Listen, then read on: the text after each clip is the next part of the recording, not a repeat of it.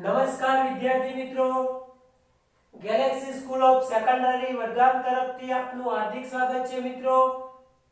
ધોરણ 10 વિષય વિજ્ઞાનની અંદર કુલ 16 પ્રકરણ આપેલા છે મિત્રો। એમાંના પ્રથમ 5 પ્રકરણ રહ્યા એ રસાયણ વિજ્ઞાનના છે મિત્રો। તો આજે પ્રકરણ નંબર 2 એસિડ, બેઝ અને ક્ષાર વિશે આપણે અભ્યાસ કરવો છે મિત્રો। તો મિત્રો એસિડ એટલે શું? આપણને થાય એસિડ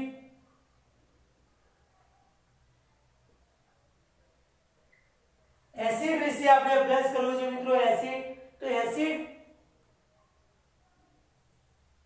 વિશે વાત કરતા હોય મિત્રો તો રોજિંદા જીવનની અંદર આપણે જોઈએ, રોજિંદા જીવનની અંદર ઘણા બધા પદાર્થો ખટાશ ધરાવતા હોય છે મિત્રો। રોજિંદા જીવનની અંદર ઘણા બધા પદાર્થો ખટાશ ધરાવતા હોય છે। રોજિંદા જીવનમાં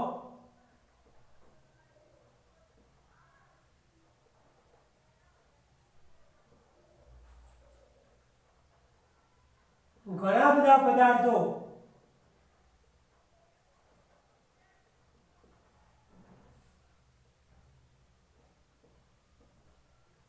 ખટાશ ધરાવે છે મિત્રો।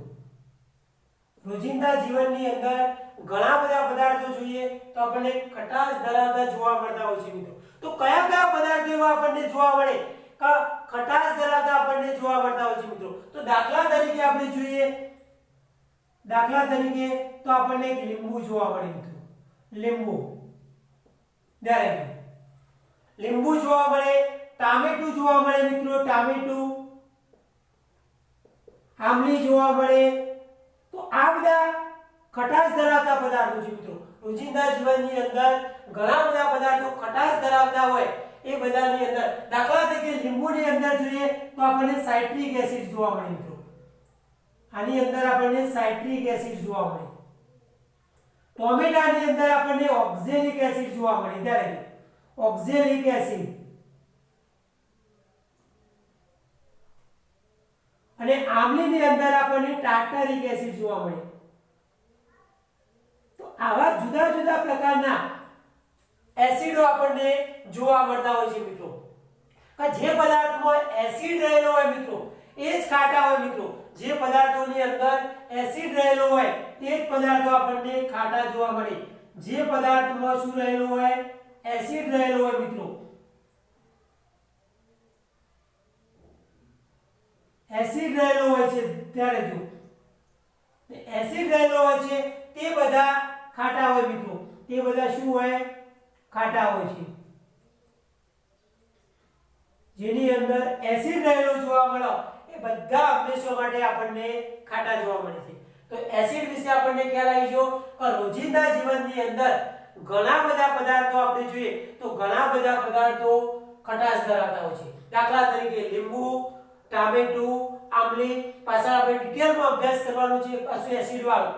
તો લીંબુની અંદર સાઇટ્રિક એસિડ, ટામેટાની અંદર ઓક્ઝેલિક એસિડ, આમલીની અંદર ટાર્ટરિક એસિડ, આવા જુદા જુદા પ્રકારના એસિડો આપણને જોવા મળતા હોય। એટલે કે આવા પદાર્થની અંદર એસિડ રહેલું હોય એ બધા હંમેશા માટે આપણને ખાટા આપણને જોવા મળતા હોય મિત્રો। હંમેશા આપણને કેવા જોવા મળતા હોય મિત્રો?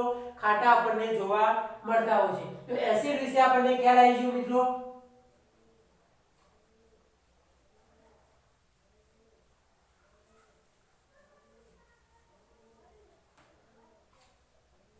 બેઝ ની વાત કરવી છે મિત્રો। બેઝ ની વાત કરીએ। બેઝ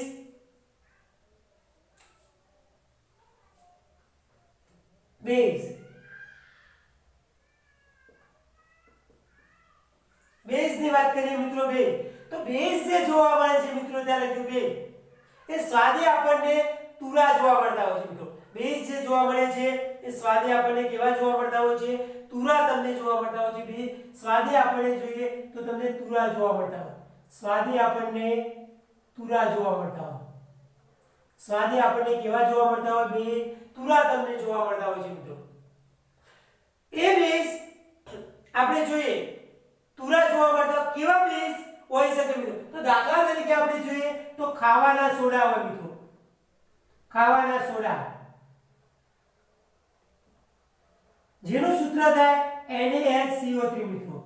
NaSCO3 જેને આપણે સોડિયમ બાયકાર્બોનેટ પણ કહી શકીએ છીએ. પાછળ આપણે ડિટેલમાં અભ્યાસ કરવાનો છે મિત્રો ધ્યાન રાખજો. બીજું આપણે કહેવું હોય તો કહી શકાય મિત્રો મેગ્નેશિયમ હાઇડ્રોક્સાઇડ પણ આપણે કહી શકીએ મિત્રો ધ્યાન રાખજો. મેગ્નેશિયમ હાઇડ્રોક્સાઇડ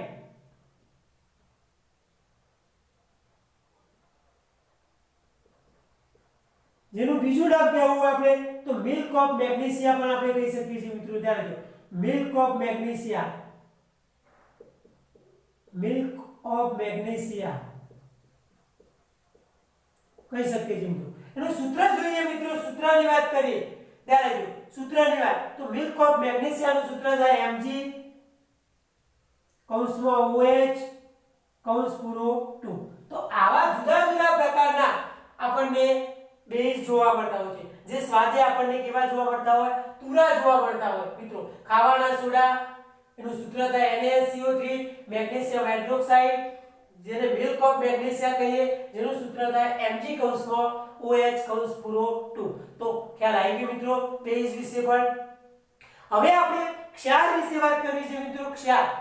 ક્ષાર વિશે વાત કરવા જઈ રહ્યા છીએ.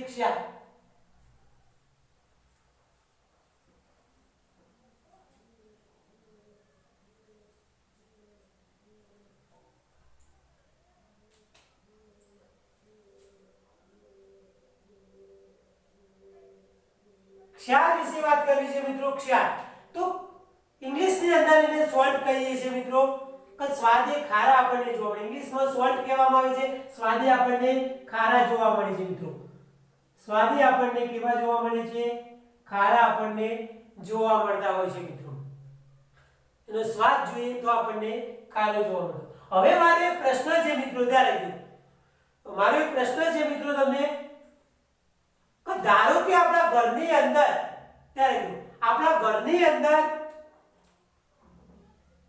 જુદા જુદા સભ્યો, દાખલા તરીકે દાદા હોય, દાદી હોય, મમ્મી પપ્પા હોય, ભાઈ બહેન હોય કે કોઈ એકને આ ઘરમાં રહેલા સભ્યોમાં કોઈકને એસિડિટી થઈ ગઈ. એસિડિટી થાય, ક્યારે એસિડિટી થાય તો ક્યારે વધારે પડતું તળેલું ખાઈ દીધું હોય ખોરાક, ક્યારે તીખો ખોરાક ખાઈ દીધું હોય, વધારે પડતો તમતમતો ખોરાક તીખો ખાધું હોય તો તમને એસિડિટી થવાની સંભાવના રહે મિત્રો. તો એસિડિટી થાય એટલે શું થાય મિત્રો? તો તમારું જે જઠર ખરું એ જઠરની અંદર HCl નો સ્ત્રાવ થાય મિત્રો. જે જઠર કહેવાય એની અંદર HCl જે કહેવાય હાઇડ્રોક્લોરિક એસિડ, એ હાઇડ્રોક્લોરિક એસિડ નો સ્ત્રાવ થતો જોવા મળે મિત્રો. ત્યારે હાઇડ્રોક્લોરિક એસિડ નો સ્ત્રાવ જે જઠર કહેવાય એની અંદર વધારે પડતો હાઇડ્રોક્લોરિક એસિડ નો શું થતું જોવા મળે? તમને સ્ત્રાવ થતો તમને જોવા મળે મિત્રો. એટલે તમને એસિડિટી થઈ ગયો. તો આ એસિડિટી થઈ ગયા મિત્રો, તો તમારે આવી જો એસિડિટી થઈ ગઈ હોય તો તમે એની અંદર લીંબુનો રસ, ધ્યાન રાખજો, લીંબુનો રસ,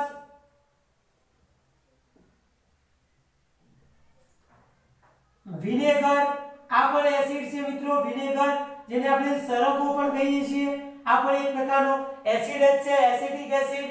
અને ત્રીજા નંબરની જે વાત કરીએ મિત્રો, પહેલો લીંબુનો રસ, વિનેગરની વાત કરી, અને ત્રીજા નંબરનું આપણે બેકિંગ સોડાનું દ્રાવણ કહીએ મિત્રો. બેકિંગ સોડાનું દ્રાવણ. તો ત્રણમાંથી તમને કઈ વસ્તુ આપવામાં આવે મિત્રો? એસિડિટી થઈ ગઈ તો તમને બેકિંગ સોડાનું દ્રાવણ આપવામાં આવે, કારણ કે આ બેઝ તમને જોવા મળે છે. આ તમને શું જોવા મળે છે? બેઝ. એ ઉપરના એસિડ તમને આપવામાં આવતા નથી, કારણ કે એસિડનું પ્રમાણ તમારે ઘટાડવું પડે.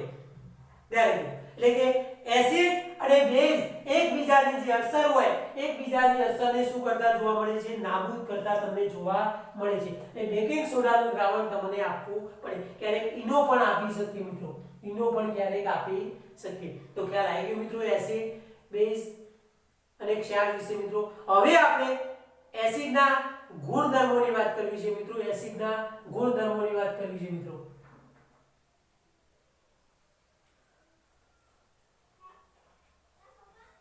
એસિડના ગુણધર્મોની વાત કરવી છે. એસિડના ગુણધર્મો. એસિડ જે કહેવાય એ એસિડના ગુણધર્મોની વાત કરવી છે. એસિડના ગુણધર્મો.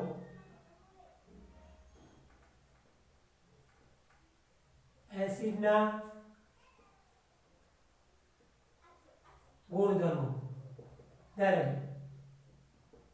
એસિડના ગુણધર્મો એસિડ આપણે જોયો તો સ્વાદે કેવો આપણને જોવા મળતો હતો મિત્રો ખાટો જોવા મળતો હતો સ્વાદે આપણે જોયું તો સ્વાદે કેવા જોવા મળતા હતા ખાટા હતા મિત્રો તો સ્વાદે તમને ખાટા જોવા મળતા હતા એસિડ સ્વાદે કેવા જોવા મળતા હતા ખાટા જોવા મળતા હતા તે ભીના ભૂરા લિટમસ પેપરને લાલ બનાવે છે મિત્રો ત્યારે જો તે ભીના ભૂરા લિટમસ પેપરને ભીના ભૂરા લિટમસ પેપરને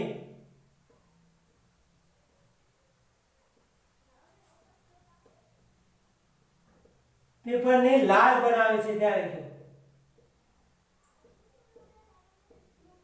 ટૂંકમાં યાદ રાખવું હોય તો ભી ભૂલા યાદ રાખી શકીએ આપણે ભી ભૂલા એટલે કે ભીના ભૂરા લિટમસ પેપરને લાલ બનાવે છે હવે ભીનું ભૂરું લિટમસ પેપર કેવું છે વળી આપણને થાય તો પ્રયોગશાળાની અંદર આપણને બે લિટમસ પેપરો જોવા મળે એક તમને ભૂરું લિટમસ પેપર જોવા મળે અને એક તમને લાલ લિટમસ પેપર જોવા હવે ભૂરા લિટમસ પેપર જે કહેવાય એને તમે એસિડમાં ડુબાડી આપે તો એનો કલર તમને લાલ થઈ જતો જોવા મળે એનો કલર તમને કેવો જોવા મળે લાલ થઈ જતો જોવા મળે એ ભીના ભૂરા લિટમસ પેપરને લાલ બનાવતું આપણને જોવા મળે છે તો ખ્યાલ આવી ગયો મિત્રો એસિડ કેટલા પ્રકારના હોઈ શકે મિત્રો એસિડ ઘણા પ્રકારના હોઈ શકે ત્યારે જો દાખલા તરીકે HCl ની વાત કરું હું HCl ત્યારે જો HCl ની વાત કરું હાઇડ્રોક્લોરિક એસિડ ત્યારે જો HCl ની વાત કરું હાઇડ્રોક્લોરિક એસિડ HCl ને કહીએ આપણે હાઇડ્રોક્લોરિક એસિડ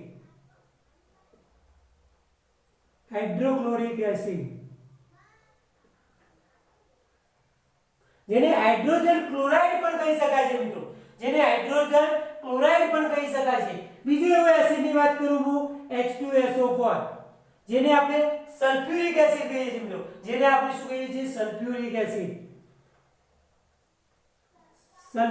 એસિડ જેને રસાયણનો રાજા કહેવાય છે મિત્રો આને આપણે શું કહીશું રસાયણનો રાજા રસાયણનો વધારે ઉપયોગ થતો હોય છે મિત્રો દ્વારા પ્રયોગોમાં એટલે રસાયણનો રાજા તરીકે પણ આપણે એને ઓળખી શકીએ છીએ રસાયણનો રાજા તરીકે પણ આપણે એને ઓળખી શકીએ છીએ HNO3 ની વાત કરું હું HNO3 જેને આપણે નાઇટ્રિક એસિડ કહીએ છીએ મિત્રો દ્વારા જો નાઇટ્રિક એસિડ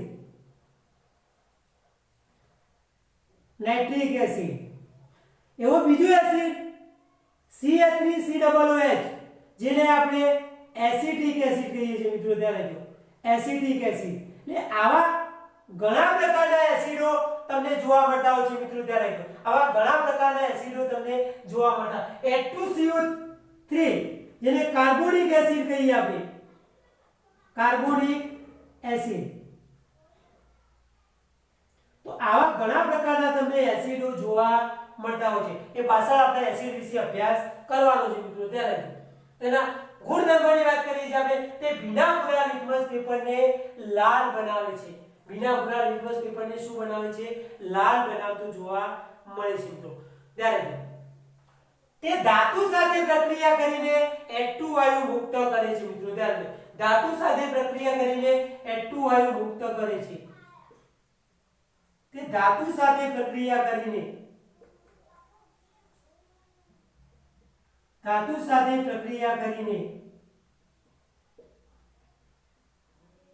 H2 એટલે હાઇડ્રોજન કહીએ ત્યારે જો H2 ને આપણે H2 વાયુ મુક્ત કરે છે H2 વાયુને આપણે કયો વાયુ કહીશું હાઇડ્રોજન વાયુ કહીશું કોઈ પણ H2 સાથે પ્રક્રિયા કરીને એ મુક્ત કરતો જોવા મળે છે દાખલા તરીકે ધાતુ આપણે બધી જાણીએ છીએ મિત્રો મેગ્નેશિયમ ધાતુ Mg Al એલ્યુમિનિયમ ધાતુ Zn zinc copper Cu silver ચોદી એવું સોનું આ બધી ધાતુ અને અધાતુ આપણે ઘણી બધો અભ્યાસ કરવાનો છે ધાતુ અને અધાતુના પાઠમાં પાછળ જે પાઠ આવે છે એની અંદર આપણે અભ્યાસ કરવાનો છે પણ આપણે ગુણધર્મની અંદર છે કે ધાતુ સાથે પ્રક્રિયા કરીને H2 વાયુ મુક્ત કરે છે તો હું ધાતુ એક લઈ લઉં તો ધાતુની અંદર હું વાત કરી દઉં એક ધાતુ લઈ લઉં Mg ધાતુ ત્યારે જો Mg ધાતુ તો Mg ધાતુની પ્રક્રિયા હું HCl સાથે કરું ત્યારે HCl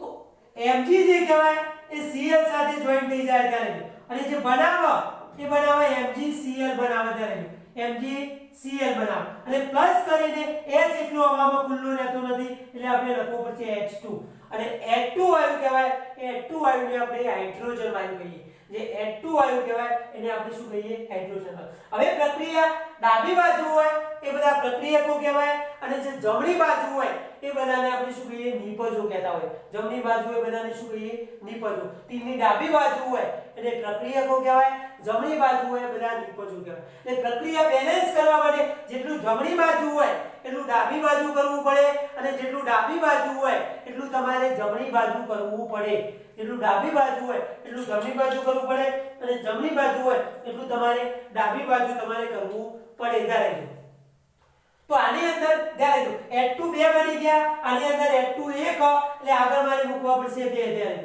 બે મૂક્યા એટલે બે H બની ગયા ધારે બે H બની ગયા પણ Cl પણ સાથે કેટલા થઈ ગયા અને સાથે બે થઈ ગયા તો પેલી બાજુ Cl કેટલા છે ફક્ત એક છે તો આ બાજુ તમારે 2 મૂકવા પડશે એટલે 2Cl થઈ ગયા બે આ બાજુ Mg એક આ બાજુ પણ Mg એક ધારે એટલે જેટલું ડાબી બાજુ હતું એટલું તમારે જમણી બાજુ કરવું પડે ધ્યાન Mg ને આપણે કહીએ મેગ્નેશિયમ Mg જે ધાતુ એને આપણે કહીશું મેગ્નેશિયમ ધ્યાન Mg જે ધાતુ એને આપણે કહીશું મેગ્નેશિયમ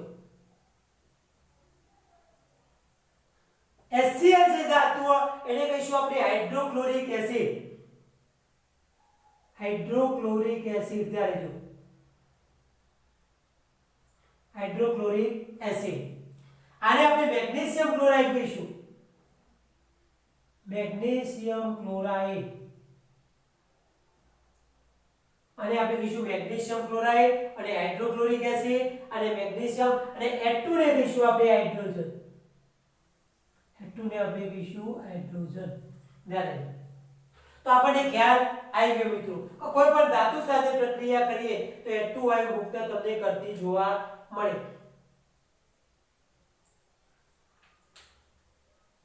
હવે ક્યારેક આપણને એવું થાય મિત્રો ક્યારેક કોઈક જગ્યાએ તમને S લખેલું જોવા મળે S કૌંસની અંદર દાખલા તરીકે આના કૌંસની અંદર મારે S લખવો તો S કેમ લખવામાં આવે મિત્રો તો S લખવામાં આવે એટલે સમજી લો સોલિડ છે એ ઘન કહેવામાં આવે શું કહેવામાં આવે ઘન કહેવામાં આવે આના કૌંસમાં હું એક Q લખું ઉદાહરણ S ને આપણે સોલિડ કહીએ મિત્રો ઉદાહરણ સોલિડ એક Q લખવામાં આવે મિત્રો એને આપણે જલીય કહીએ જલીય માધ્યમ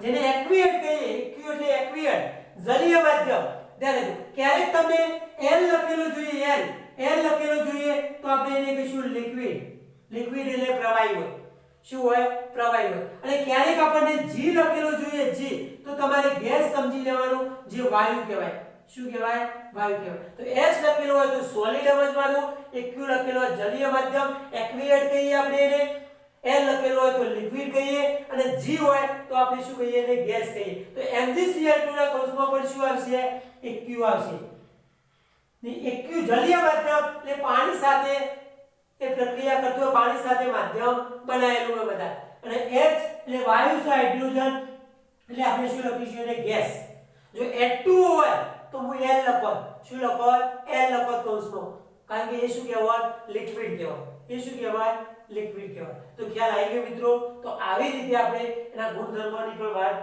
કરી શકીએ બીજા એક ગુણધર્મની મારે વાત કરવી છે મિત્રો ધ્યાન રાખજો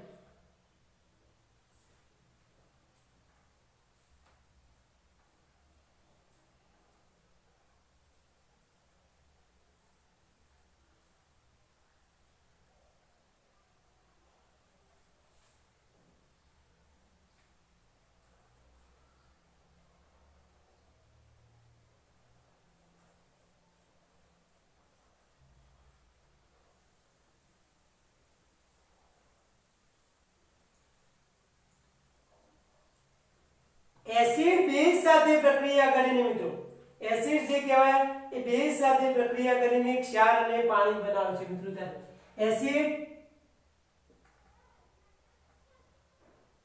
એસિડ એ બેઝ સાથે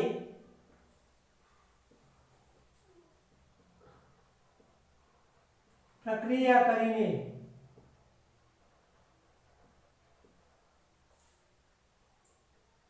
ક્ષાર અને પાણી બનાવે છે મિત્રો અને પાણી બનાવે છે હવે બેઝ કયા કયા પ્રકારના હોઈ શકે મિત્રો? બેઝ આપણે જાણવા પડે, એસિડ ની તો વાત કરી આ બધી, તો બેઝ આપણે જાણીએ મિત્રો, બેઝ કયા પ્રકારના હોય ધ્યાન રાખજો. તો દાખલા તરીકે હું NaOH ની વાત કરું તો જેને આપણે સોડિયમ હાઇડ્રોક્સાઇડ કહીશું મિત્રો, સોડિયમ હાઇડ્રોક્સાઇડ, સોડિયમ હાઇડ્રોક્સાઇડ કહીશું મિત્રો. KOH ની વાત કરીએ આપણે, KOH જેને આપણે પોટેશિયમ હાઇડ્રોક્સાઇડ કહીશું,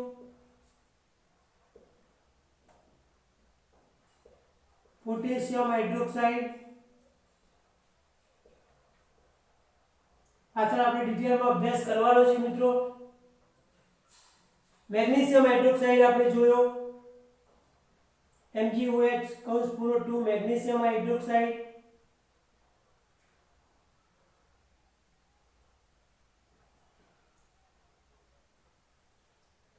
Ca કૌંસમાં OH કૌંસ પૂરો 2 જેને આપણે કેલ્શિયમ હાઇડ્રોક્સાઇડ કહીએ મિત્રો,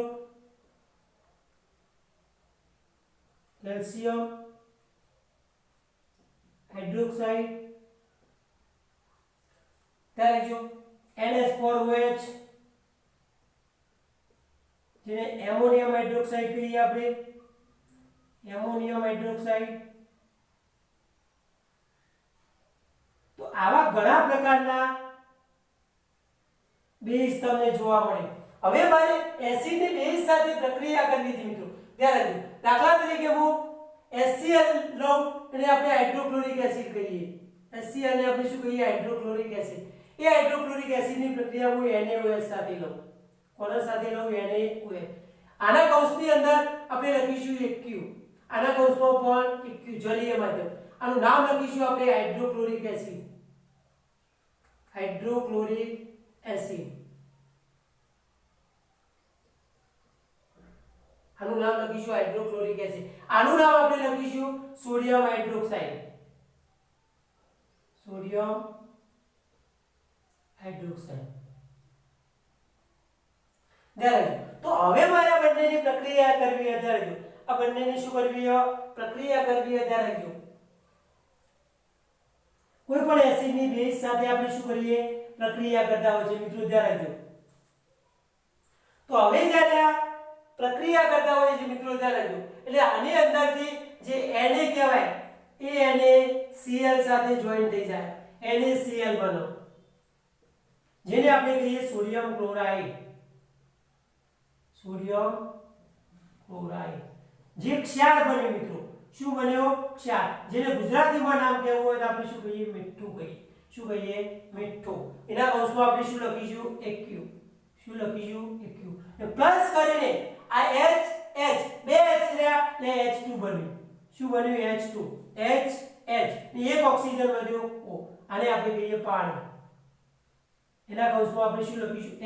L એટલે લિક્વિડ, L એટલે લિક્વિડ. તો ખ્યાલ આવી ગયો મિત્રો. તો કોઈ પણ એસિડ બેઝ સાથે પ્રક્રિયા કરીને ક્ષાર અને પાણી બનાવો. એવી રીતે બેઝની એસિડ સાથે પ્રક્રિયા થાય તો પણ ક્ષાર અને પાણી બનતું આપણને જોવા મળે મિત્રો. તો આ જે ગુણધર્મ થયા એ ગુણધર્મને આપણે કયા ગુણધર્મો કહીશું? એસિડના ગુણધર્મો આપણે કહી શકીશું. કયા ગુણધર્મો કહીશું? એસિડના ગુણધર્મો.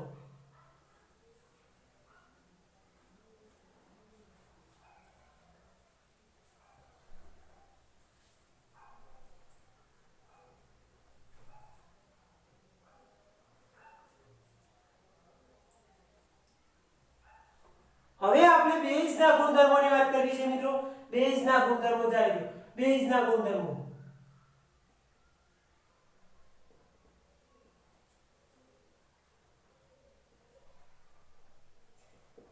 બેઝના ગુણધર્મો. તો એમાંનો પહેલો ગુણધર્મ આપણે જોઈએ બેઝનો ગુણધર્મ. તો પેલા સ્વાદે કેવા હતા મિત્રો? ખાટા હતા. તો આ સ્વાદે આપણને જે જોવા મળશે એ સ્વાદે આપણને કેવા જોવા મળતા હતા? તુરા જોવા મળતા હતા. સ્વાદ કેવો જોવા મળતો હતો તમને? સ્વાદે તુરા હોય છે મિત્રો, સ્વાદે તુરા. પેલા ભૂરા લિટમસ પેપરને લાલ બનાવતા હતા. તો આ ભીના લાલ લિટમસ પેપરને ભૂરું બનાવે છે. તે ભીના લાલ લિટમસ પેપરને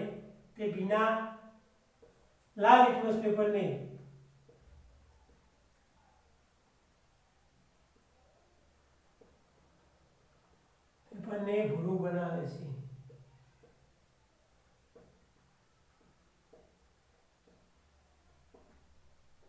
એ ભીના લાલ લિટમસ પેપરને ભૂરું, પેલા ભૂરા લિટમસ પેપરને લાલ બનાવતા હતા. એટલે એને બેઝમાં નાખવાનું મિત્રો. શું નાખવાનું? એને બેઝ NaOH KOH આ બધાની અંદર તમે નાખો તો શું બનાવે? એનો કલર લિટમસ પેપર જે હોય પ્રયોગશાળાની અંદર એ શું જોવા મળે તમને? લાલ કલર તમને જોવા મળે મિત્રો. બીજું આપણે ધ્યાન રાખો તે એસિડ સાથેની પ્રક્રિયાથી ક્ષાર અને પાણી બનાવે છે. તે એસિડ સાથેની પ્રક્રિયાથી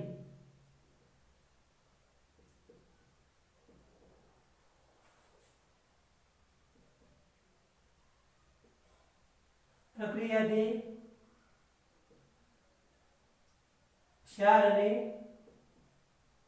પાણી બનાવે. તો એની ઊંધી પ્રક્રિયા તમારે લખી દેવાની. ત્યારે જો પહેલા હું લખવાનું NaOH જે બેઝ કહેતા હતા આપણે સોડિયમ હાઇડ્રોક્સાઇડ, HCl જેને હાઇડ્રોક્લોરિક એસિડ કહેતા હતા. તો શું બન્યું? Na કોના સાથે જોઈન થઈ ગયું? Cl સાથે જેને આપણે સોડિયમ ક્લોરાઇડ કહેતા હતા મિત્રો. ને પ્લસ કરીને શું વધ્યું? H2O વધતું હતું. શું વધતું હતું? H2O. આના કૌંસમાં પણ L લખતા હતા, આના કૌંસમાં તમે Q લખતા હતા. આખી ઊંધી પ્રક્રિયા તમારે લખી દેવાની. આ સોડિયમ હાઇડ્રોક્સાઇડ, હાઇડ્રોક્લોરિક એસિડ અને સોડિયમ ક્લોરાઇડ એટલે કે મીઠું કહેતા હતા અને આને આપણે શું કહેતા હતા? પાણી. પેલાના જેવી આખી ઊંધી પ્રક્રિયા છે મિત્રો. તો ખ્યાલ આવી ગયો મિત્રો બેઝના ગુણધર્મોની વાત. એ બેઝના ગુણધર્મો કહેવાય. એ બેઝના ગુણધર્મો વિશે ખ્યાલ આવી ગયો મિત્રો. હવે આપણે જે જોવું છે એ એસિડની બનાવટ વિશે વાત કરવી છે મિત્રો. જે એસિડ કહેવાય એ એસિડની બનાવટ વિશે આપણે અભ્યાસ કરવો છે મિત્રો.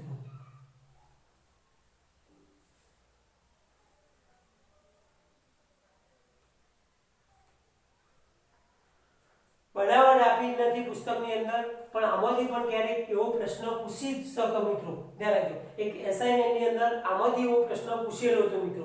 એટલે એસિડની બનાવટ પણ આપણે સાથે લઈ લઈએ મિત્રો. ખ્યાલ આવી ગયો મિત્રો? તો એસિડની બનાવટ આપણે જોઈએ. એસિડની બનાવટ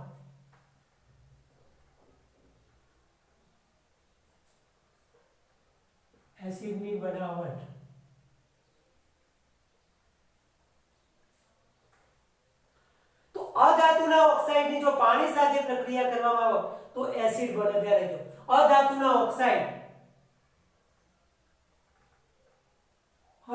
ઓક્સાઇડની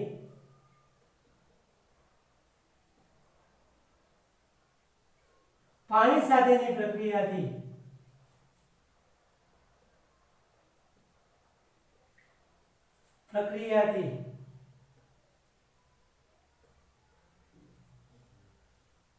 એસિડ બને છે મિત્રો. શું બને છે? એસિડ. હવે અધાતુ આપણે બધી જાણીએ છીએ મિત્રો. અધાતુ દાખલા તરીકે સલ્ફર, અધાતુ કાર્બન, નાઇટ્રોજન આ બધી અધાતુઓ આપણે કહીએ. એના પાછળ ઓક્સિજન જોઈન થયેલું હોય એટલે અધાતુના ઓક્સાઇડ કહેવાય. તો દાખલા તરીકે પ્રક્રિયા હું લખું S એટલે સલ્ફર, ઓક્સિજન જોઈન થયું એટલે સલ્ફર ઓક્સાઇડ બન્યું. એની પ્રક્રિયા હું પાણી સાથે કરું ત્યારે પાણી આ ધાતુઓ ઓક્સિજન જોઈન થયો એટલે ઓક્સાઇડ એટલે સલ્ફર ડાયોક્સાઇડ બન્યું. સલ્ફર ઓક્સાઇડ એટલે સલ્ફર નામ શું થાય? Sulphur dioxide. ત્યારે સલ્ફર ડાયોક્સાઇડ એના કૌંસમાં આપણે શું લખીશું? G એટલે ગેસ. એની પ્રક્રિયા હું H2O સાથે પાણીના કૌંસમાં શું લખીશું આપણે? N. તો ત્યારે શું બન્યું? તો H2SO2 અને પછી O એટલે H2SO3 2 હતો અને 3 જોઈન થયો એટલે શું બન્યું? H2SO3. એના કૌંસની અંદર આપણે લખીશું એક Q. આનું નામ થાય સલ્ફ્યુરસ એસિડ. સલ્ફ્યુરસ એસિડ. આનું જે નામ થાય એ શું થાય? સલ્ફ્યુરસ એસિડ. તો સલ્ફર ડાયોક્સાઇડની પ્રક્રિયા પાણી સાથે કરવાથી શું બને? સલ્ફ્યુરસ એસિડ. એટલે આ રીતે આ પ્રકારનો એસિડ આપણે બનાવી શકીએ મિત્રો. ખ્યાલ આવી ગયો મિત્રો? બીજી એક પ્રક્રિયા લઈએ આપણે. ત્યારે દાખલા તરીકે હું SO3 લઉં. આને કહેવાય સલ્ફર ટ્રાયોક્સાઇડ. અને શું કહેવાય? Sulphur trioxide. પેલું ડાયોક્સાઇડ હતું તો આને ટ્રાયોક્સાઇડ, સલ્ફર ટ્રાયોક્સાઇડ. એની પ્રક્રિયા હું H2 એટલે પાણી સાથે. આ કૌંસમાં આપણે શું લખીશું? N અને આપણે શું કહીએ? પાણી. તો H2 H2SO3 અને એક ઓક્સિજન જોઈન્ટ થઈ ગયું ત્યારે H2SO3 અને પછી એક ઓક્સિજન જોઈન્ટ થયું એટલે શું બન્યું H2SO4 જેને આપણે શું કહેતા હતા સલ્ફ્યુરિક એસિડ શું કહેતા હતા સલ્ફ્યુરિક એસિડ કૌંસમાં એક Q લખી દઈએ આપણે અને આપણે નામ શું કહેતા હતા સલ્ફ્યુરિક એસિડ અને આપણે નામ શું કહેતા હતા સલ્ફ્યુરિક એસિડ જે રસાયણનો શું હતો મિત્રો રાજા હતો જે રસાયણનો શું કહેતા હતા આપણે રાજા તરીકે આપણે ઓળખતા હતા એવી જ પ્રક્રિયામાં એક બીજી લઉં ત્યારે જો CO2 C એટલે કાર્બન ધાતુઓ પાછળ ઓક્સિજન જોઈન્ટ થયું એટલે CO2 બન્યું એની પ્રક્રિયા હું પાણી સાથે કરું આને કહેવાય કાર્બન ડાયોક્સાઇડ આ પાણી ને ત્યારે ગયો CO2 ના કૌંસમાં આપણે શું લખીશું ગેસ આ વાયુઓ આના કૌંસમાં આપણે લખીશું N આ લિક્વિડ તો ગેસ CO2 વાયુની પ્રક્રિયા H2 સાથે કરી તો શું બન્યું H2CO2 અને ઓક્સિજન જોઈન્ટ થયું એટલે H2CO3 બન્યું એનું નામ હમણાં લખી દીધું આપણે શું કહેવાય કાર્બોનિક એસિડ જેને સોડા વોટર પણ આપણે કહી શકીએ છીએ કાર્બોનિક એસિડ આપણે કહી શકીએ કાર્બોનિક એસિડ જેને આપણે સોડા વોટર પણ કહી શકીએ છીએ સોડા વોટર તો આ રીતે આપણે બનાવી શકીએ આપણે એસિડ બનાવવું હોય તો આ રીતે આપણે એસિડ બનાવી શકીએ છીએ મિત્રો તો ખ્યાલ આવી ગયો મિત્રો એસિડ બનાવવાની રીતની હવે આપણે આવી જ રીતે આપણે બેઝ કેવી રીતે બનાવી શકીએ મિત્રો બેઝ તો બેઝ ની વાત કરીએ મિત્રો બેઝ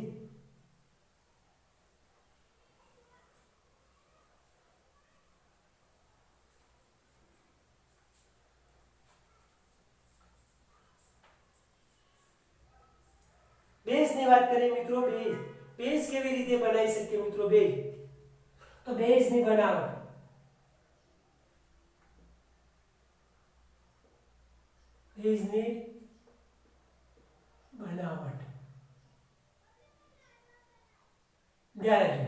તો બેઝ ની અંદર શું હોય મિત્રો પેલા અધાતુના ઓક્સાઇડ હતા તો આ ધાતુના ઓક્સાઇડ ની પાણી સાથે પ્રક્રિયા કરવાથી બેઝ બને છે ધાતુના ઓક્સાઇડ મિત્રો ધ્યાન રાખજો ધાતુના ઓક્સાઇડની પાણી સાથેની પ્રક્રિયાથી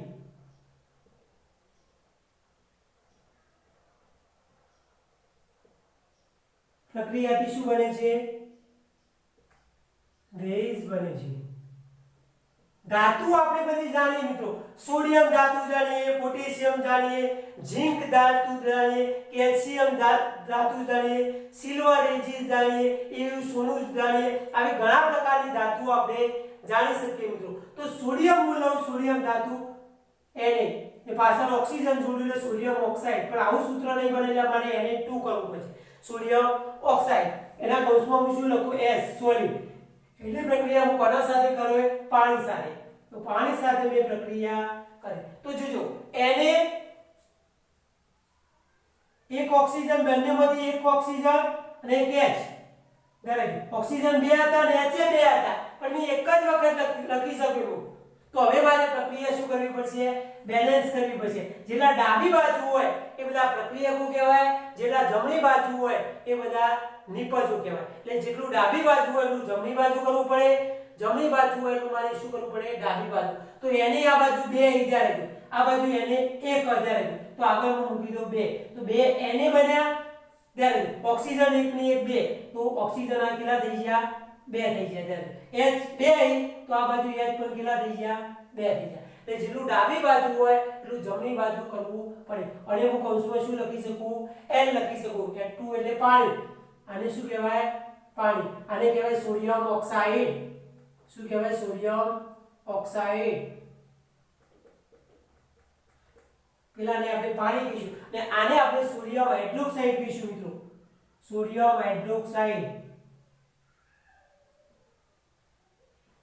આને આપણે શું કહીશું સોડિયમ હાઇડ્રોક્સાઇડ આના કૌંસમાં મારે લખવું હોય N એટલે તો કૌંસમાં હું શું લખી શકું 1Q શું લખી શકું 1Q તો આવી રીતે આપણે બનાવી શકીએ મિત્રો NaO ની વાત કરી એવી રીતે હું K2O ની વાત કરું K2O ત્યારે એની પ્રક્રિયા હું H2O સાથે કરું K2O નું નામ હું લખી શકું પોટેશિયમ ઓક્સાઇડ પોટેશિયમ ઓક્સાઇડ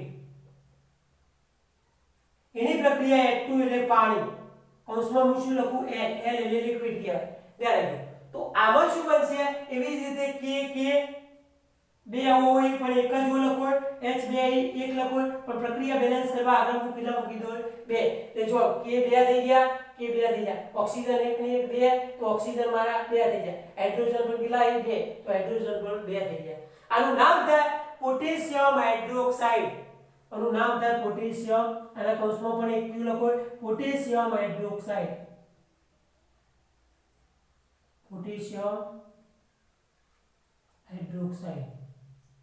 તો આવી રીતે હું બનાવી શકું મિત્રો ત્યારે જો આવી રીતે હું ધાતુના ઓક્સાઇડની પાણી સાથે પ્રક્રિયા કરીને મારે બેઝ બનાવવું હોય તો બેઝ હું શું કરું છું બનાવી શકું છું મિત્રો ખ્યાલ આવી ગયો મિત્રો આટલા સુધી તો આ બેઝ બનાવ હવે હું છેલ્લા ક્ષારની વાત કરવા માંગુ છું ક્ષાર કેવી રીતે બનાવી શકાય મિત્રો ક્ષાર તો ક્ષારની વાત કરી હતી મિત્રો ક્ષાર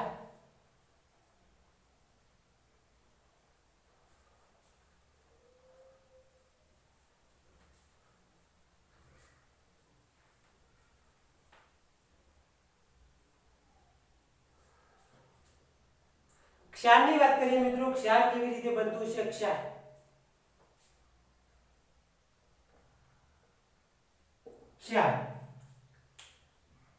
તો એસિડ ક્ષારની બનાવટ જોઈએ આપણે ક્ષારની બનાવટ ક્ષાર એટલે ક્ષારની બનાવટ આપણે લખી શકીએ ક્ષારની બનાવટ એટલે એસિડની બનાવટ હતી બેઝની હતી અને આ કોની બનાવટ ક્ષારની તો ધારો કે એસિડ અને બેઝ ભેગું થાય તો ક્ષાર અને પાણી બનતું આપણને જોવા મળે મિત્રો ત્યારે એસિડ પ્લસ બેઝ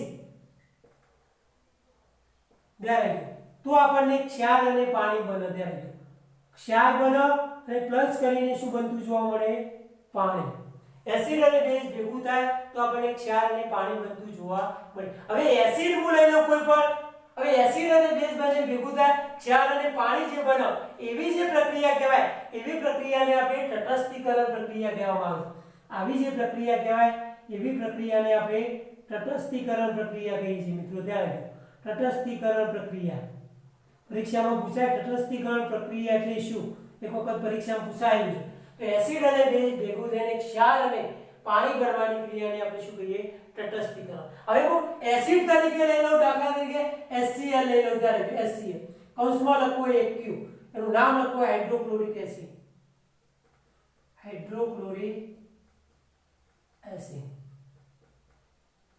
એની પ્રક્રિયા હું બેઝ સાથે કરું NaOH એના કૌંસમાં લખો એક ક્યુ એનું નામ થશે સોડિયમ હાઇડ્રોક્સાઇડ શું નામ થશે સોડિયમ હાઇડ્રોક્સાઇડ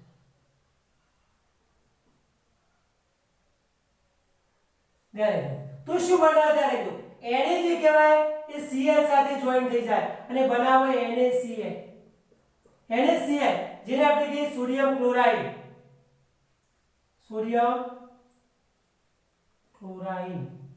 જેને આપણે મીઠું કહીએ છીએ મીઠું જે શું બન્યો ક્ષાર બન્યો શું બન્યો કહેવાય ક્ષાર જેને કૌંસમાં આપણે શું લખીશું HQ અને પ્લસ કરીને બે H એટલે H2 અને ઓક્સિજન એના કૌંસમાં આપણે લખીશું N એને આપણે કહીશું પાણી એને આપણે શું કહીશું પાણી તો NaCl બન્યું જે સોડિયમ ક્લોરાઇડ બન્યું ક્ષાર અને પ્લસ કરીને જે બન્યું એ શું બનતું જોવા મળ્યું પાણી બનતું આપણને જોવા મળ્યું તો એસિડ અને બેઝ ભેગા થઈને ક્ષાર અને પાણી બનતું હોય આવી ઘટનાને આપણે તટસ્થીકરણની પ્રક્રિયા પણ આપણે કહી શકીએ છીએ તો ખ્યાલ આવી ગયો અત્યાર સુધી મિત્રો હવે આપણે ગૃહ કાર્યની વાત કરી દઈએ મિત્રો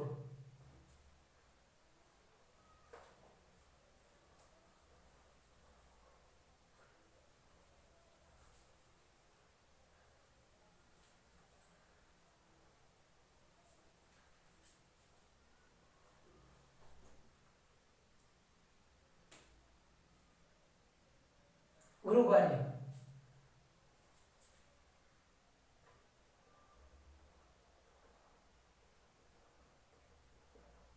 ગૃહ કાર્યની વાત કરીએ છીએ મિત્રો ગૃહ કાર્ય પ્રશ્ન નંબર 1 ત્યારે પ્રશ્ન નંબર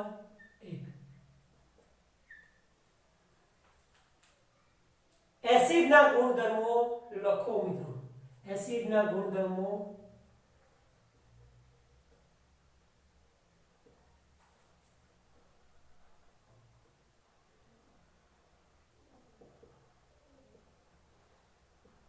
પ્રશ્ન નંબર 2 બેઝના ગુણધર્મો લખો બેઝના ગુણધર્મો લખો પ્રશ્ન નંબર 3 એસિડની બનાવટ વિશે ટૂંકમાં લખો એસિડની બનાવટ વિશે ટૂંકમાં લખો इसे समझाओ तुम्हारा प्रश्न नंबर 4 बेस की बनावट विषय समझाओ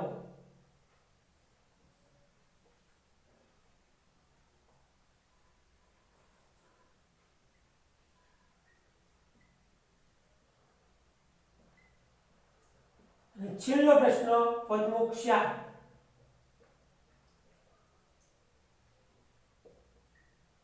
क्षाરની બનાવટ વિશે સમજાવો